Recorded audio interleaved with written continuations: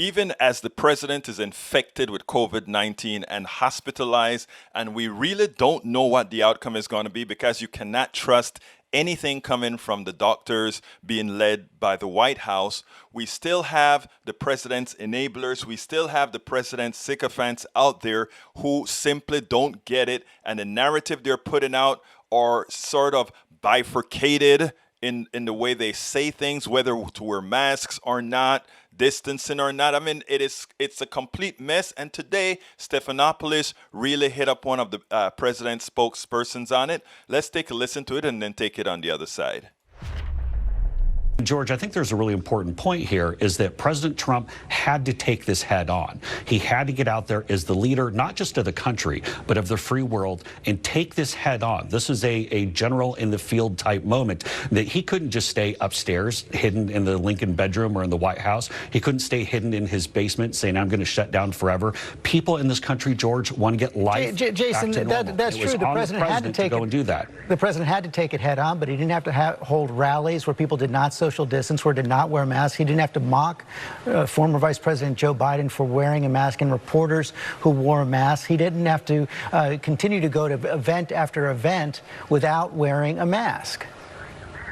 But I would, again, George, I'd push back on that because President Trump is one of the most tested people in the entire country. And there's a lot that we still don't know about this virus. So even with all of these things in place, we've seen that where President Trump did contract COVID, but he's one of the most safe people that's out there.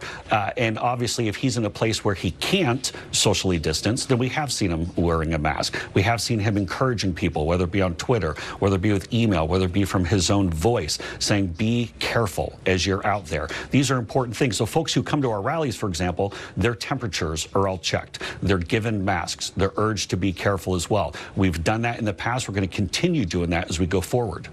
You know, but more broadly, we've all seen the rallies without the mask, the Rose Garden event without the mask. The president's family refused to wear masks at the debate. And the president seemed pretty proud of that at Tuesday's debate. Let's listen. I don't wear masks like him. Every time you see him, he's got a mask. He could be speaking 200 feet away from it. He shows up with the biggest mask I've ever seen. And I'll have 25, 35,000 people show up at airports. We use airports. Are you not worried about the disease issue, sir? Well, so far, we have had no problem whatsoever. We've had no negative effect. And we've had 35, 40,000 people at these rallies. Hasn't the cavalier approach to mask and social distancing at these rallies been a mistake? Will it change going forward? Again, I'll push back on that and say it hasn't been cavalier at all. We take it very seriously. It's why we give everyone coming to rallies or to events, we give them a mask. We check their temperature. You know, I'd say that with regard to Joe Biden, I think too often he's used the mask as a prop.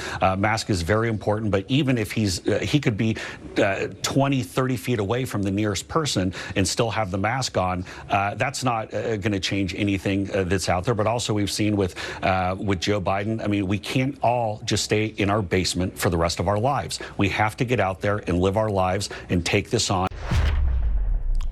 They simply don't get it. Number one, science matters. That you get tested, it just shows that in that instant in time, you're not infected. But then if you go and do silly things like put yourself in crowds, like put yourself, even as you say, you're distancing from the crowd, you don't know the permutations of all those that you get in contact with who recently got tested. You don't know any of these things, so you put yourself at risk. He said earlier on, Donald Trump is not going to stay in his basement. We need Donald Trump to stay in his basement. We need Donald Trump to not have infected so many people that he likely infected when he tried to get Amy Coney Barrett brought forth moment in the Rose Garden or on the lawns of the White House.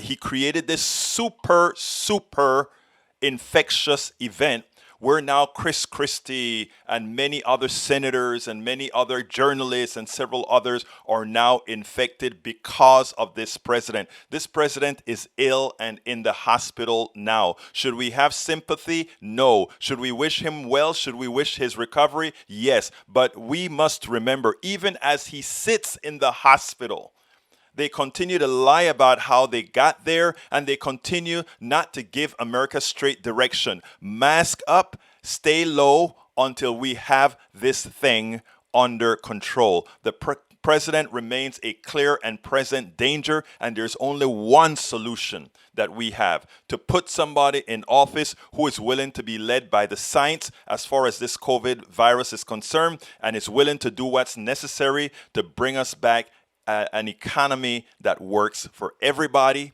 health for everybody. That is what we're talking about.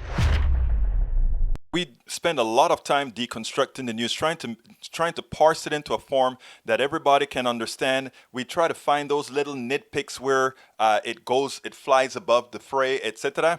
If you really like these videos that we do, I want to ask a big favor. Please go ahead. Number one, subscribe to our channel. And number two, please join if you can. Thank you so kindly for watching. Keep watching. Please remember to share. We must populate the entire internet with our progressive message, a message that we know is what most Americans say that they want. So help us, please join.